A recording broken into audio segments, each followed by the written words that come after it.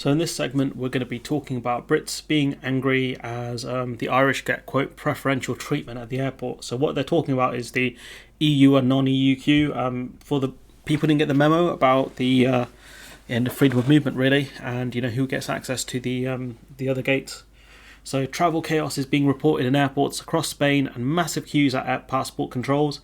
Up to 3,000 passengers missed their flights at Madrid airport over the Easter break, according to local media, with fears those scenes could be repeated over the summer holidays. I think it'll be worse over the summer holidays. There'll be a lot more people going.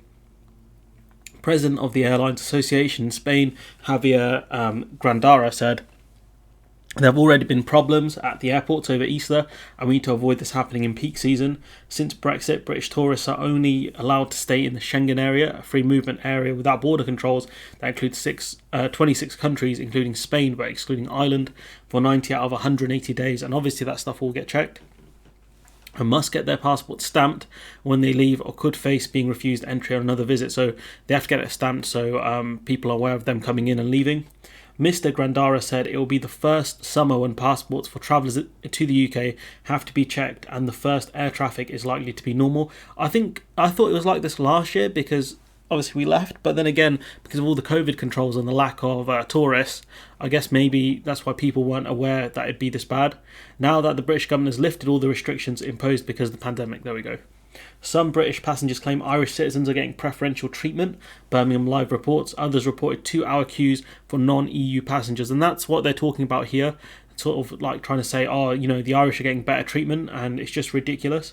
Sitting in Malaga airport to return, what a joke, a huge queue for UK passengers stretching all the way back to the duty-free whilst the lane for the EU one is empty. And it does show you how many Brits go to Spain, but these people can get annoyed, but at the end of the day, this is Brexit.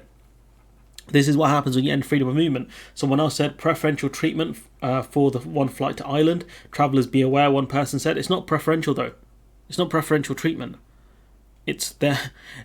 Clearly most of the people are going to the UK. That's the problem. A third said queues for passport controls are ridiculous. Allow an extra hour for after security for passport controls. And for me, I've never had there's only one long queue I remember for passport controls. That was in Dubai when we were transiting. That's it. Most of them are quite short from what I remember. That's mainly because people are a bit more organised. But it does show you how many people from Britain go to Spain and the impact of the end of freedom of movement. Yes, their passports would still be checked, but they would go through the much quicker EU line. And this is a growing trend from what people have seen. This is from Billy Kelleher, an MEP, saying, "In Brussels, automated passport control, guy next to me not getting through, asked me what he's doing wrong. I asked him, is it a European passport? Turns out it's a UK passport. He said to immigration officer that the UK is in Europe. Officer replies, did you ever hear about the Brexit?" Awkward. But, these people are realising what it's like to not be part of the EU, to not have freedom of movement. That it wasn't just about, immigrants coming here. It was about people going over to other countries, or whether that's emigrating there or going there temporarily. That's the freedom of movement, and that's what people voted against. And some of these people might have voted for Brexit. They might have voted for Tory in 2019. How's it feel?